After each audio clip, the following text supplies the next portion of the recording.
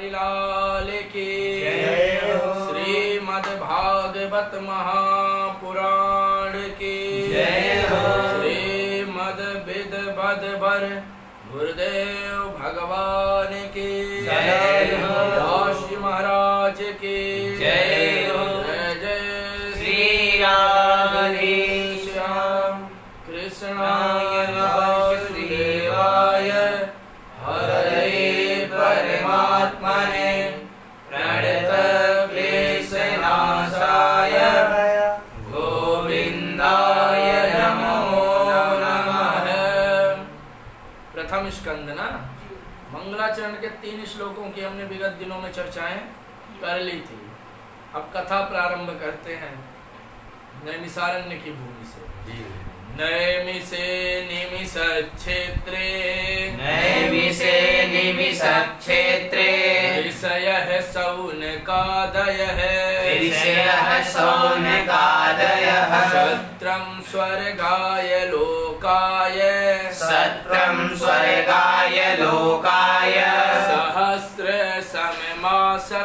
सहस्र सममासत नैमिषे नैमिषारण्य की भूमि जो कि अनिमिषक क्षेत्र है, ब्रह्मा जी के द्वारा छोड़ा हुआ चक्र की नेमी अर्थात कील जो है जिस क्षेत्र में आकर के गिरे उसका नाम पड़ा नैमिषारण्य। एतन् मनोमयं चक्रम मया सृष्टं विसृज्यते यत्रास्य सीर्यते नेमिषदेशः तपसः शुभः। शिव पुराण वायवी संहिता। चक्र की नेमी यानी कील जिस अरण्य यानी वन में गिरी नाम पड़ा नैमिषारण्य। तो उसी नैमिषारण्य की पावन भूमि में शौनक आदय ऋषय शौनक इत्यादि 88,000 ऋषि बैठे हैं। ये जो शौनक है ये सुनक के बेटे हैं। कौन है? सुनक के बेटे हैं। इसलिए सुनक अपत्यम पुमान शौनक व्याकरण में तस्यापत्यम सूत्र उससे अण प्रत्यय हो जाता है तो उस पुत्र अर्थ में अण प्रत्यय। तो सुनक के बेटे हैं इसलिए शौनक इनका नाम है और ये मुख्य है इसलिए 88,000 सारे संतों को शौनक कह दिया जाता है। अच्छा, तो सत्रम अपने सत्य को कर रहे हैं। किस लिए सत्य कैसा भाई? बोले सहस्त्र सममासत 1000 वर्ष में पूर्ण होने वाले सत्य को कर रहे हैं। किस लिए? स्वर्गाय लोकाय स्वर्ग लोक की प्राप्ति के लिए। हालांकि श्रीधर स्वामी जी स्वर्गाय लोकाय का अर्थ करते हैं स्व स्वर्गे गीयते इति स्वर्ग है, यह परमेश्वर है, तस्य लोकाय इति स्वर्गाय लोकाय। श्रीधर जी ऐसा करते हैं कि स्वर्गाय लोकाय का अर्थ वैकुंठाय लोकाय करते हैं कि वैकुंठ लोक की प्राप्ति के लिए ये 1000 वर्ष का सत्य कर रहे हैं। लेकिन ये अर्थ युक्ति संगत नहीं लग रहा है क्योंकि शौनकादि ऋषि जो सूत जी से प्रश्न करते हैं तो इस प्रश्न से ऐसा नहीं लग रहा है कि ये वैकुंठ प्राप्ति के लिए यज्ञ कर रहे हैं, ये स्वर्ग के लिए ही यज्ञ कर रहे हैं। तो तय कदा तुम मुनयः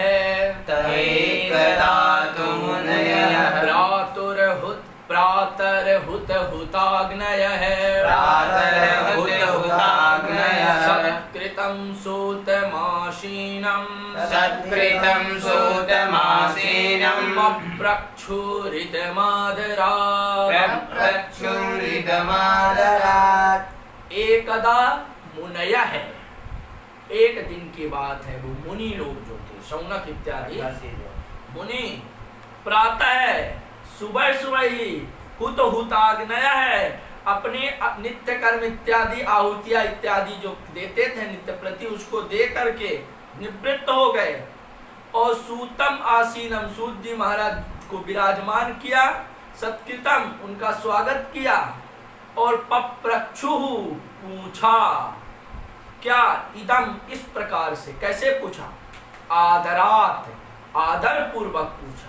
यद्यपि सूत जी अभी नई उम्र के हैं, 25 वर्ष के हैं और ये ऋषि मुनि जो हैं ये हजारों लाखों वर्ष के, लेकिन धन वृद्धा बल वृद्धा आयु वृद्धास्तथैव च ते सर्वेपि ज्ञान वृद्धा किंकराः शिष्यकिंकराः। जो कोई धन में बड़ा होता है, कोई बल में बड़ा होता है, कोई आयु में भी बड़ा होता है, लेकिन जो ज्ञान में बड़ा होता है वो सब में बड़ा होता है। नासौ सभा यत्त न संति वृद्धा न ते वृद्धा ये न बदंति धर्मम। वो सभा नहीं है जहां वृद्ध ना हो, वो वृद्ध नहीं है जो धर्म की बातें ना करे। है ना? एक दिन हमारे पास कोई फोन किया था, हमने कहा कहो भाई कैसे बूढ़े गुरुजी की याद आई? बोले अरे गुरुजी आप तो बूढ़े नहीं है, अभी तो युवा है। हमने कहा मतलब अभी तुम शरीर की दृष्टि से देख रहे हो।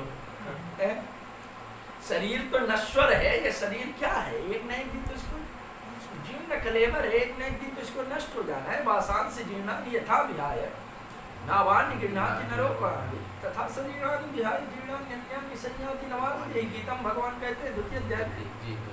हाँ, शरीर तो नश्वर है, तो वो ज्ञान में बड़े हैं ना सूत जी महाराज, इसलिए विराजमान की और पूछा क्या? ऋषय ऊचु है, ऋषय ऊचु त्वया, देख के बोलो ऋषय है नहीं ऋषय लिखा है। त्वया खलु पुराणानि, त्वया खलु पुराणानि इतिहासानि च अनघ, इतिहासानि च अनघ आख्यातान्यप्यधीतानि, आख्यातान्यप्यधीतानि धर्मशास्त्राणि यान्युत, धर्मशास्त्राणि यान्युत। हे अनघ यानी निष्पाप सूत जी महाराज, चा अनघ लिखा है ना, हे अनघ निष्पाप सूत जी, त्वया आपके द्वारा, आपने, खलु यानी निश्चित रूप से, पुराणान पुराणों को पढ़ा, इतिहासान इतिहासों को पढ़ा है, आख्यातानि अनेक आख्यानों को अपि अधीतानि आपने अध्ययन किया है, धर्मशास्त्राणि यान्युत अन्य जो भी धर्मशास्त्र हैं उन सबका आपने विधिवत अध्ययन किया है। क्यों? क्योंकि आप वेद व्यास जी के चेला हो ना। यानि वेद विदाम श्रेष्ठो, यानि वेद विदाम श्रेष्ठो भगवान बादरायण है, भगवान बादरायण अन्ये च मुनयः सूत, अन्ये च मुनयः सूत परावर विदो विदुः, परावर विदो विदुः। यानी क्योंकि जो है वेद विदाम श्रेष्ठो, वेद वेदताओं में श्रेष्ठ है कौन? भगवान बादरायण है। भगवान बादरायण वेद व्यास जी कैसे हैं? वेद वेदताओं में श्रेष्ठ हैं। वेद विदुषाम मध्य विदाम श्रेष्ठा, विद्वानों के मध्य में श्रेष्ठ है भगवान वेद व्यास। तो उनसे और जो भी अन्य च मुनि है सूत, हे सूत जी अन्य जो भी और ऋषि मुनि हैं जो कि पर अवर विदो विदु, भूत भविष्य वो सबको जानने वाले हैं। या पर अवर का मतलब ये कहें कि निर्गुण और सगुण दोनों की उपासना करने में कुशल है, जो दोनों को जानते हैं, उनके जो भी ऋषि मुनि ये सब जानते हैं। वेत्थ त्वं सौम्य तत् सर्वं, वेत्थ त्वं सौम्य तत् सर्वं तत्त्वतस्तदनुग्रहात्, तत्त्वतस्तदनुग्रहात् भूयुष्णिग्धस्य शिष्यस्य, भूयुष्णिग्धस्य शिष्यस्य गुरवो गुह्यमप्युत, गुरवो गुह्यमप्युत। हे सौम्य सूत जी महाराज, त्वं तत् सर्वं वेत्थ, उन सबको आप जानते हैं। जो वेद व्यास जी अन्य अन्य ऋषि मुनि जो जानते हैं उन सबको आप जानते हैं। तत्व, उन तत्वों को जानते कैसे? तद अनुग्रहात्, तद अनुग्रहात् यानी व्यास जी के अनुग्रह से, उन व्यास जी के अनुग्रह से आप ये सारी बातें जानते हैं। क्यों? क्योंकि गुरवो जो गुरु जी लोग होते हैं वो स्निग्धस्य शिष्यस्य, अपने एकांत शिष्य को, अपने कृपा पात्र चेला को गुह्यम अपियुत ब्रूयुः यानी गोपनीय से गोपनीय बात भी बता दिया करते हैं। जो गुरुजी होते हैं और वो उनका जो बड़ा कृपा पात्र चेला होता है वो उन कृपा पात्र चेलों को गोपनीय से गोपनीय बात बता देते हैं। लेकिन चेला कृपा पात्र हो, ऐसा नहीं। आजकल के चेला भी बड़े विचित्र होते हैं। हाँ, एक गुरुजी चेला था, रात्रि का समय था, बोले गुरुजी चेला से बोले बेटा जरा देखना बारिश हो रही है क्या? चेला बोला गुरुजी अभी एक कुत्ता जो है ये बाहर से आया है और ये भीगा नहीं है, मतलब बारिश नहीं हो रही है। गुरुजी कुछ नहीं बोले बेचारे। थोड़ी देर बाद फिर बोले, बेटा देखना गाय बाहर बंधी है क्या? चेला बोला, गुरुजी अगर गाय बाहर बंधी होती तो अब तक रभाने लगती, मतलब वो बाहर नहीं बंधी है। गुरुजी बेचारे कुछ नहीं बोले। तभी एक यजमान मिठाई का डिब्बा लेकर आया, उस पे लिफाफा लाया, दक्षिणा रख के गुरुजी को दिया और चला गया। गुरुजी बोले, बेटा ये मिठाई है, पाओगे क्या? चेला वाला, गुरुजी हमने आपकी दो आज्ञाएं नहीं मानी, अगर ये भी आज्ञा नहीं मानेंगे तो मुझे घोर पाप लगेगा, इसलिए लाओ हम पा लेते हैं। तो ऐसे चेला नहीं, स्निग्धस्य शिष्यस्य मनस्येकम वचस्येकम कर्मणस्येकम महात्मना, कि मन वाणी और कर्म के द्वारा ही शरण में हो। ऐसा नहीं मन से तो कुछ और, आजकल के चेला ऐसे ही होते हैं, मन से तो कुछ और कह रहे हैं, कर्म से कुछ और सोच कुछ और है, बोल कुछ और है, कर कुछ और रहे हैं। ऐसे चेलाओं से तो भगवान ही बचा के रखे हैं। तो यही कह रहे हैं कि आप जो हैं सब जानते हैं, तत्र तत्रांजसायुष्मन् भावता यद्विनिश्चितं पुंसामेकान्ततः श्रेयः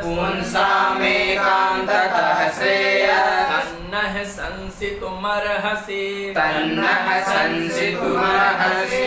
हे आयुष्मान सूत जी महाराज, तत्र तत्र अंजसा, जो शास्त्र पुराणों को आपने गुरु जी के मुख से सुना पढ़ा, जो आपने सुना पढ़ा गुरु जी के मुख से, तो भावता यद भी निश्चिता, आपने जो भी निश्चय किया हो कि कलयुग में प्राणी की जो कल्याण के लिए पुंसाम यानी पुंसाम प्राणिना, प्राणी के एकांततः श्रेय है, मतलब एकांत अनन्य कल्याण का जो आपने साधन नियुक्त किया हो, तत् उसको न यानी हम लोगों से आप संसितुम अर्हसि यानी कहने के योग्य है, आप मुझसे कहिए। मेरा पहला प्रश्न यह है कि प्राणी मात्र का कल्याण कैसे हो? सूत जी महाराज से शौनकादि ऋषियों ने 6 प्रश्न इस अध्याय में किए। इसी 6 प्रश्नों का उत्तर पूरे भागवत में सूत जी महाराज ने शौनकादि ऋषियों को सुनाया है। इन 6 प्रश्नों का उत्तर ही श्रीमद् भागवत है, समझ गए ना? तो हमारा पहला प्रश्न क्या है कि पुंसाम एकांततः श्रेयः, कि प्राणी मात्र के कल्याण का सबसे अच्छा साधन क्या है? क्यों? क्योंकि प्रायेणाल्पायुषः सभ्य कालावस्मिन् युगे जना मंदाशु मंदमतयो मंदभाग्याह्युपद्रुता कलावस्मिन्, अस्मिन कलौ, कलौ और अस्मिन ये जो अवयव लग गए हैं। अच्छा, तो कलौ अस्मिन यानी इस कलयुग में, अस्मिन युगे इस कलयुग में जनाह लोग, हे सभ्य सूत जी, प्रायेण अल्पायुष है, प्रायः अल्पायु वाले हो गए हैं। आदमी की आयु कैसी हो गई है? बहुत अल्प यानी थोड़ी सी आयु रह गई है ना? थोड़ा सा आदमी का जीवन है, उसके बाद भी सोचो, आपको बताएं हम, ब्रह्मा जी जो होते ना, ब्रह्मा जी का एक दिन जानते हो कितना बड़ा होता है? 30,67,20,000 वर्ष का। कितने का? 30,67,20,000 वर्ष का ब्रह्मा जी का एक दिन होता है। अब इस हिसाब से ब्रह्मा जी की 100 वर्ष की आयु है। हम लोग क्या करते हैं कि इसी 100 साल की आयु में, इसी हिसाब से अपनी आयु में कहते हैं ये जो बाल देख रहे हो ना, ये सफेद ऐसे धूप से नहीं पके हैं, ये उम्र से सफेद पके हुए बड़ी भाव बनाते। तो अब ब्रह्मा जी की आयु के हिसाब से हम लोग 1 सेकंड के भी नहीं है ना। तो इसीलिए कहा गया कि अल्पायुष है। आदमी की आयु कैसी है? अल्प है, बिल्कुल थोड़ी है। उसमें भी मंदा, आदमी का भाग्य जो है मंद है। सुमंद मतयो, मति तो बिल्कुल भी धीमी हो गई है। मंद भाग्य, भाग्य भी मंद हो गया है। उसके बाद भी उपद्रुता, अनेक प्रकार की उपद्रवों से, बाधाओं से व्यक्ति घिरा रहता है। कभी राहु का प्रकोप चल रहा है, कभी शनि का ढैया चल रहा है, कुछ ना कुछ समस्या बनी ही रहती है।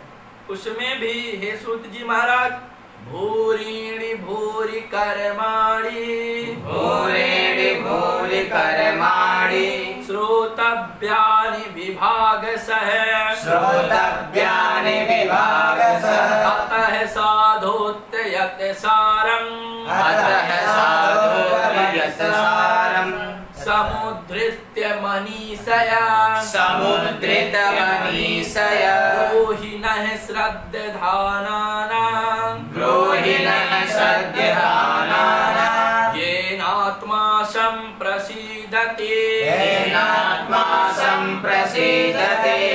भूरि यानी शास्त्र जो है, भूरि यानी बहुत से शास्त्र हैं। भूरि कर्माणि, और जितने भी हैं वो उतने प्रकार के कर्मों का वर्णन करते हैं, है ना। रामायण पढ़ो तो रामायण में ये, किसको ये पढ़ो तो आपके दुख दूर हो जाएगा। जिसके पास जाओ, वैद्या वदन्ति कफपित्तमरुद्विकारा ज्योतिर्विदः ग्रहगतिं परिवर्तयन्ति, भूताभिसंगैति भूतविदो वदन्ति, प्रारब्ध कर्म बलवत् मुनयो वदन्ति। जिसके पास जाओ सब अपने अपने हिसाब से, डॉक्टरों के पास जाओ तो कहते बुखार है, कोरोना पॉजिटिव हो गए हो, वैद्या वदन्ति कफपित्तमरुद्विकारा। ज्योतिषियों के पास जाओ तो कहते हैं ग्रहगति परिवर्तन, राहु का प्रकोप चल रहा है, अभी शनि की 7.5 चल रही, जब करवाओ शनि का ना। भूत झाड़ने के पास जाओ तो कहते हैं अरे भूत लगा। तांत्रिकों के पास जाओ वो कहते तंत्र कर देंगे। जिसके पास जाओ वही, जितने शास्त्र पढ़ो उतनी तरह की बातें करते हैं। अनंत शास्त्रम बहुला च विद्या, अल्पश्च कालो बहुविघ्नता च, यत सारभूतम तदुपासनीयम हंसो यथा क्षीरमिवाम्बु मध्य। बहुत से शास्त्र, बहुत से विद्याएं हैं। भूरि कर्माणि, भूरि शास्त्र और भूरि कर्माणि, उतने ही प्रकार की बातें करते हैं। श्रोतव्यान विभाग से, वो अलग अलग चीजों का विभाग करते हैं, अलग अलग चीजों के बारे में बताते हैं, और उनका एक अंश भी सुन पाना बहुत कठिन है। स्कंद पुराण पढ़ के दिखाओ, 85,000 श्लोकों को पढ़ के दिखाओ, महाभारत पढ़ के दिखाओ 1 लाख श्लोकों का,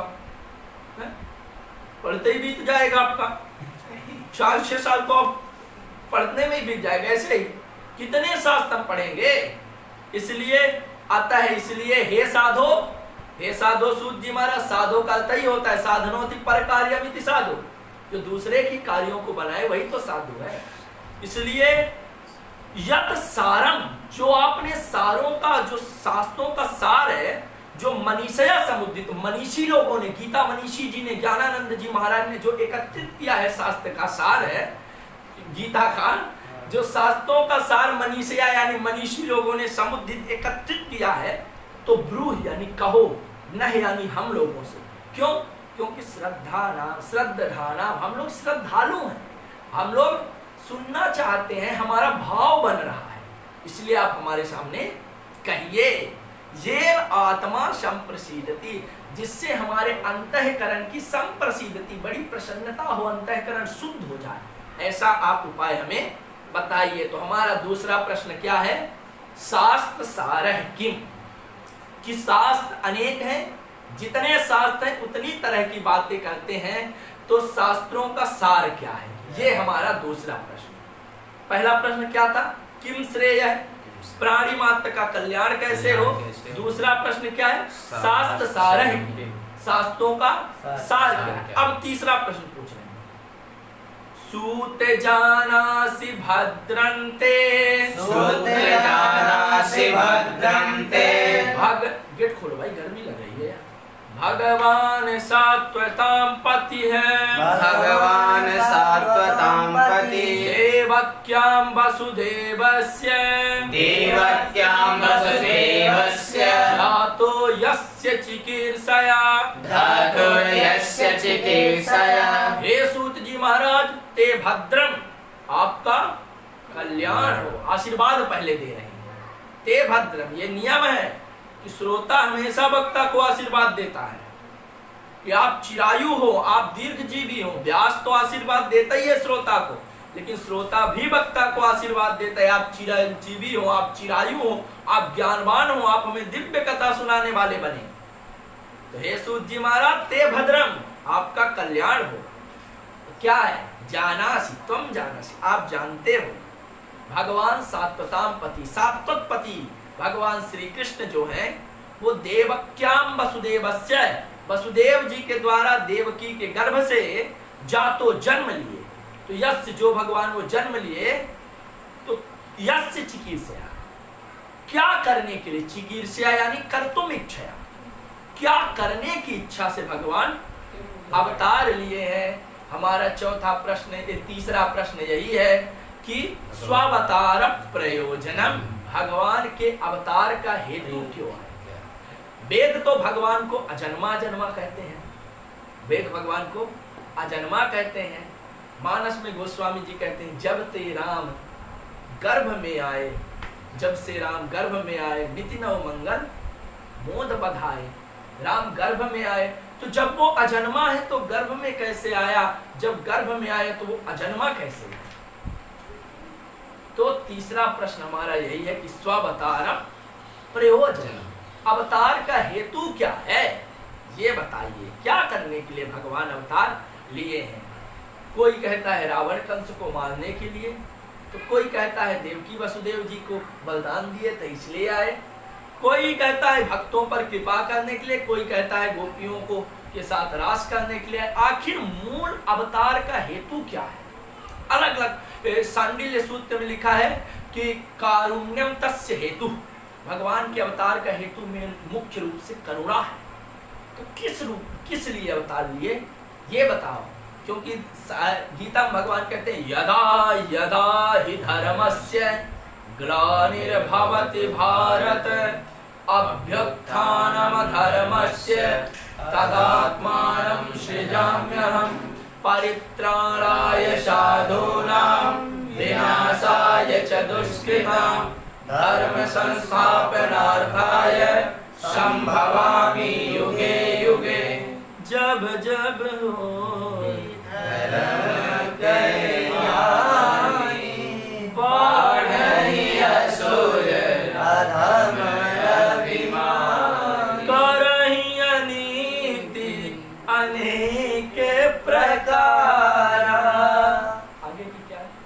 उसके आगे 20 की लाइन गायब है। फिर उसके बाद ये है कि तब तब धरि प्रभु विविध शरीरा हरहि कृपानिधि सज्जन पीरा। जब जब प्रभु इस पृथ्वी का भार बढ़ जाता है तो भगवान पृथ्वी का भार हल्का करने आते हैं। तो मुख्य रूप से बताओ असली रीजन क्या है भगवान के आने का? What is the reason of coming in earth? इस पृथ्वी पर आने का मुख्य कारण क्या है ये बताओ। अच्छा, तन्नः शुश्रूषमाणानां हर्यस्यङ्गानुवर्णितुं यस्यावतारो भूतानां क्षेमाय च भवाय च तत् उसको न यानी हम लोग शुश्रूषमाणा नाम सुनने की इच्छा रख रहे हैं। अर्हसि अंगानुवर्णितम, हे अंग आप उसको वर्णन करने में योग्य हैं, समर्थ हैं, इसलिए आप कृपा करके हम लोगों के लिए उसका वर्णन कीजिए। क्योंकि यस्य अवतारो, भगवान का जो अवतार है ना, भूताना प्राणियों के क्षेमाय च भवाय च, क्षेमों के उनके क्षेम के लिए, कल्याण के लिए और समृद्धि के लिए होता है। भगवान का अवतार किस लिए होता है? प्राणियों के कल्याण के लिए और भगवत प्रेममयी समृद्धि के लिए होता है। आपन्नः संसृतिं घोरां यन्नाम बिभसो गृणन् ततः सद्यो विमुच्येत बिभेति स्वयं भयम्। यह मनुष्य जो है आपन्न है, संस्कृति घोराम यानी घोर आपत्तियों में, चक्कर में पड़ा हुआ है, फंसा हुआ है। फंसे होने के बाद भी यत नाम, जिन भगवान का नाम विवशो गृह्णन, यानी विवस्ता पूर्वक भी अगर ले ले, पतित स्खलितो भग्न संदष्ट स्तप्त आहत है, गिरते समय, उठते समय, चलते समय कैसे भी ले ले, तो भगवान का नाम ले ले तो नरक में उसे नहीं जाना पड़ता। तो ततः सद्यो विमुच्येत, तो वह शीघ्र ही मुक्त हो जाता है पापों से। यद विभेति स्वयं भयम, जिन भगवान के भय से स्वयं भय भी विभेति यानी डरता है, उन भगवान का अगर कैसे भी चलते फिरते उठते बैठते विवस्था भाए कुभाए अनख आलस्यमु नाम जपत मंगल दिशि दसों, कैसे भी ले लो भगवान का नाम तो कल्याण ही कर देता।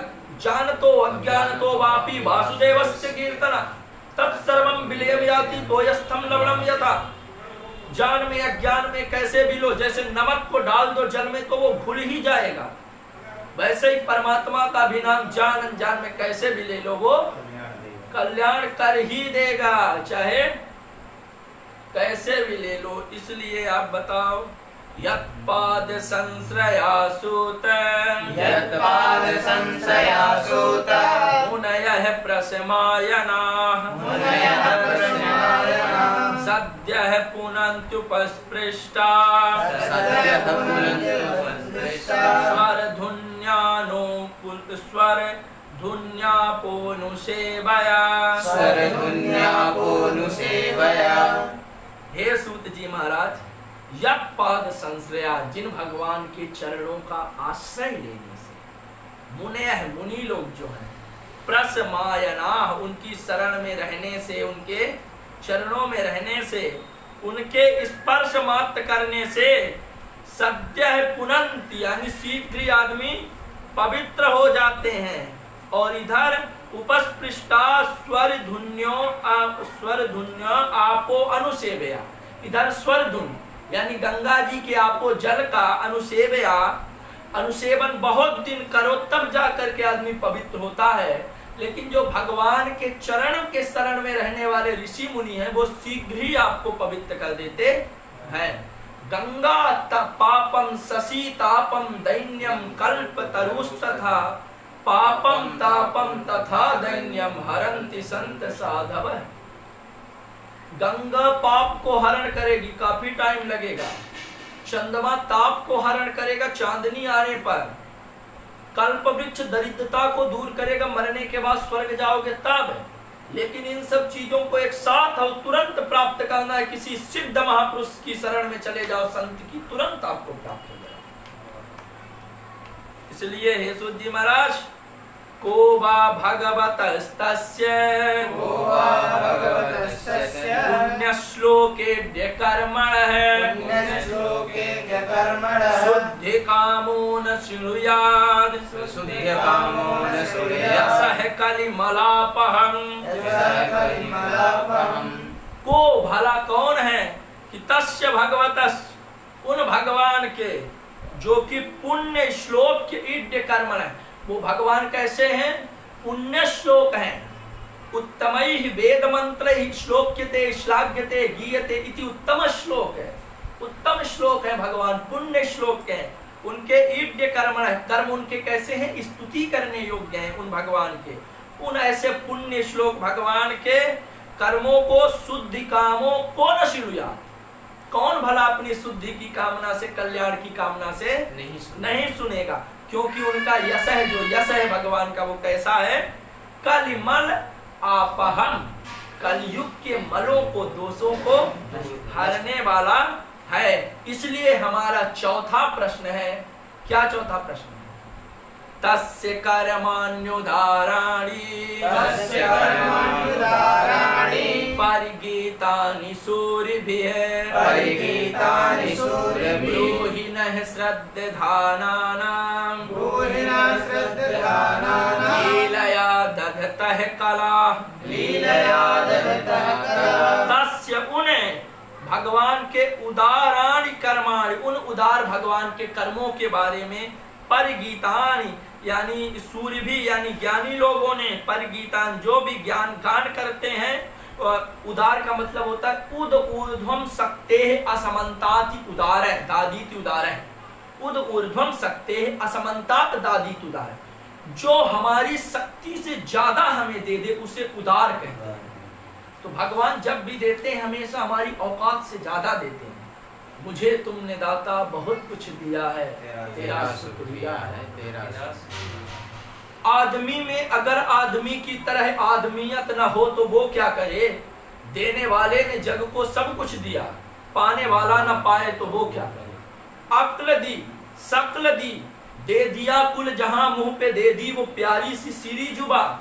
हर तरीका सरीका आदमी को दिया, फिर भी अगर समझ में ना आए तो वो क्या करे? देने वाले ने जग को सब कुछ दिया, पाने वाला न पाए तो वो क्या करे? औकात से ज्यादा दिया है उन भगवान के जो उदारण उदार कर्म है उन भगवान के। सूर्य भी परिगीतानि, सूरवीरों ने, ज्ञानियों ने उनकी लीलाओं का गान करते हैं।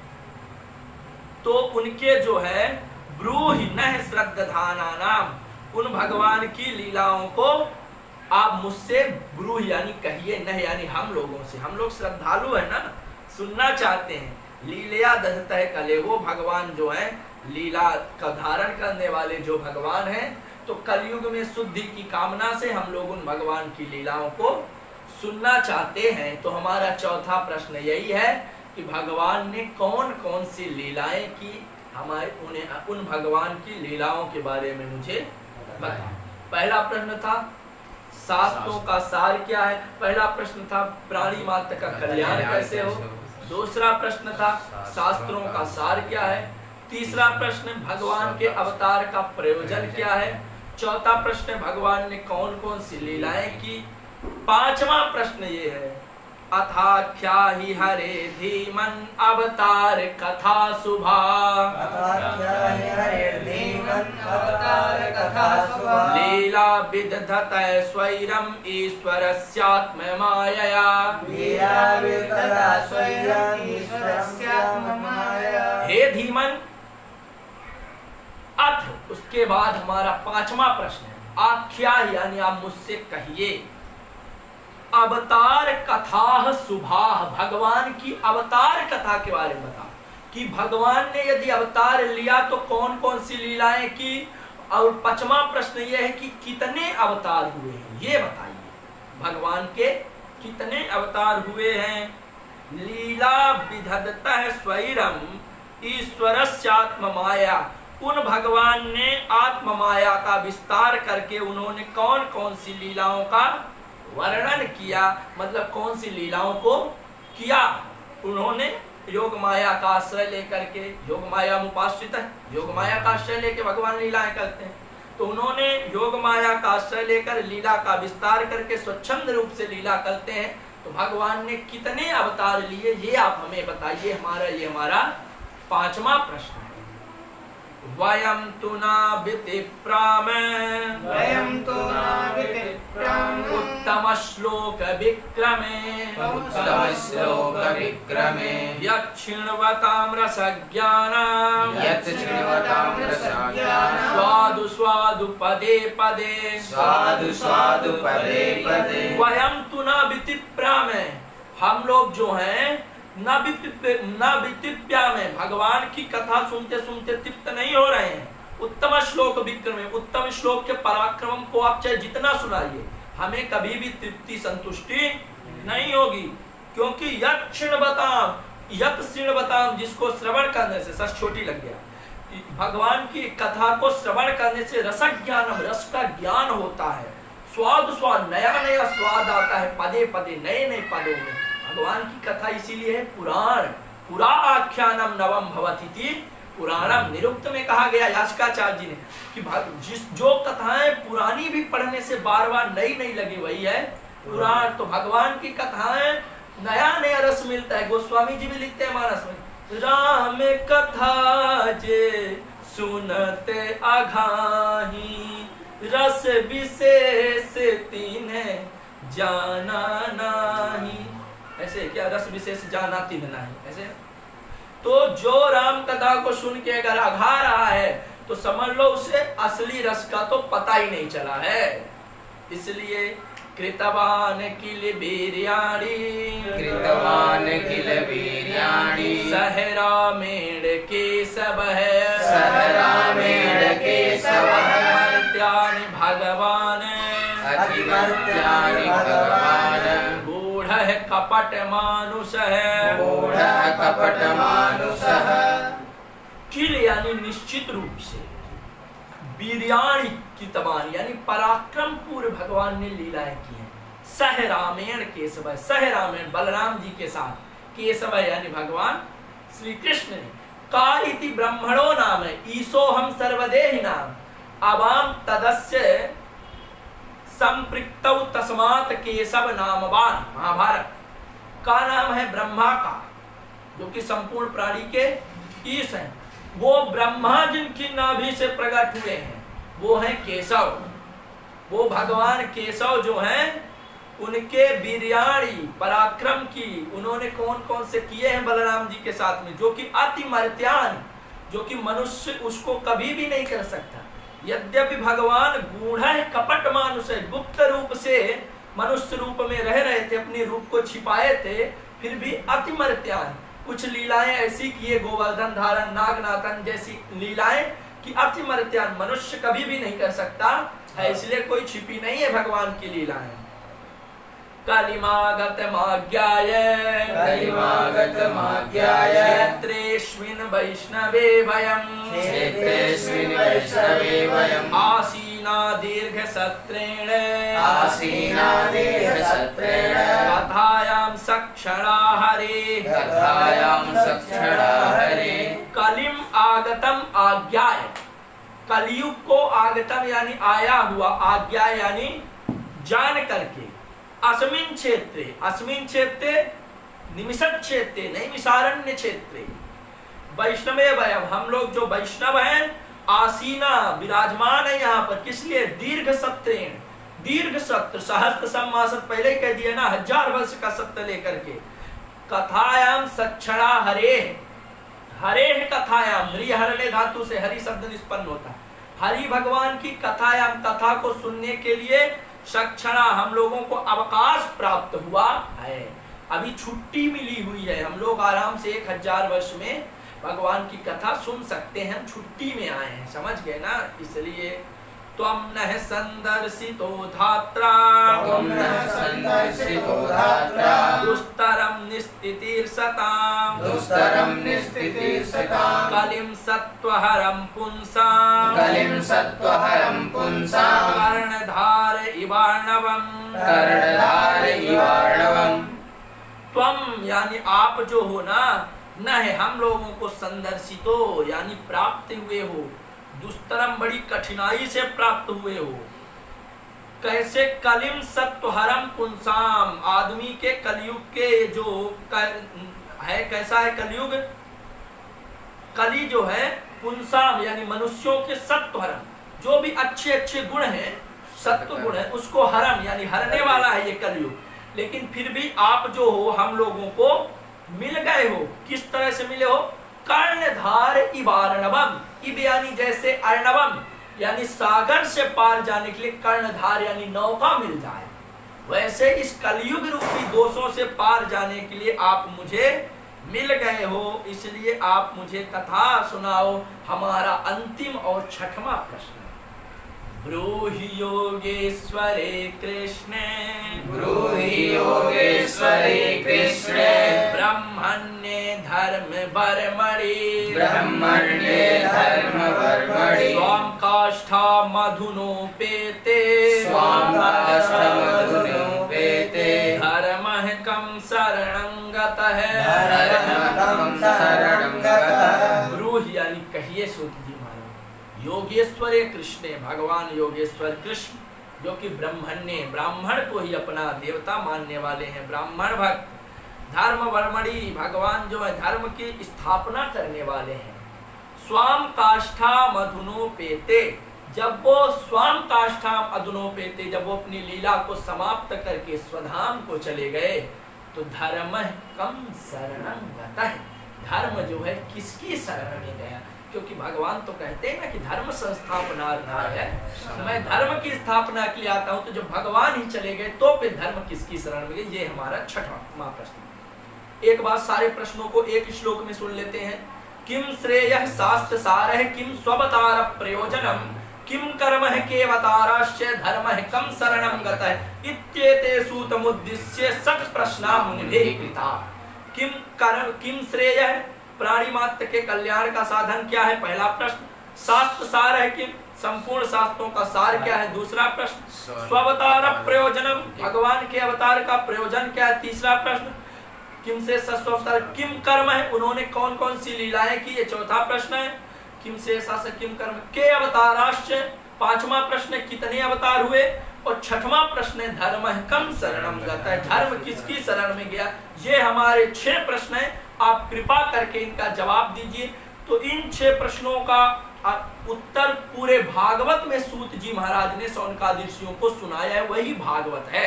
अब द्वितीय अध्याय से सूत जी महाराज बोलेंगे, उसकी चर्चा हम लोग कल करेंगे। स्वस्ति श्रीमद्भागवते महापुराणे पारमहंस्यां संहितायां प्रथम स्कंदे नैमिषोपाख्याने प्रथमो अध्याय भगवान श्री राधा कृष्णार्पणमस्तु। कृष्णाय वासुदेवाय हरये परमात्मने प्रणतक्लेशनाशाय गोविंदाय नमो नमः। बोल वृंदावन बिहारी लाल की।